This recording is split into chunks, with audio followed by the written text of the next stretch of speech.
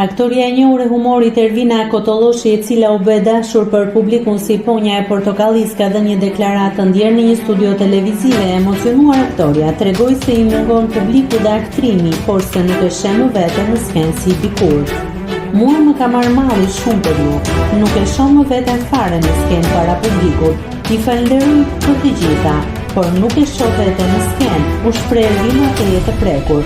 Aktoria shtoi se vendimi i saj erdhi pas një eksperience jo të mirë në daljen e fundit skenike. Herën e fundit që kam qenë në skenë, nuk jam ndier mirë dhe kam thënë që nëse nuk ndihesh mirë, më mirë mos ta bësh më, se sa ta vazhdosh. Deklarata e saj ka krijuar reagime të forta në rrjet, ku shumë djetës i kanë shprehur mbështetjen dhe respektin për sinqeritetin dhe rrugtimin e saj artistik. Për shumë njerëz, Ervina mbetet një nga figurat më të dashura të humorit shqiptar, pavarësisht distancimit të saj aktual nga skena. Tashmë ajo prej vitesh jeton në Francë, aty ku ka edhe familje.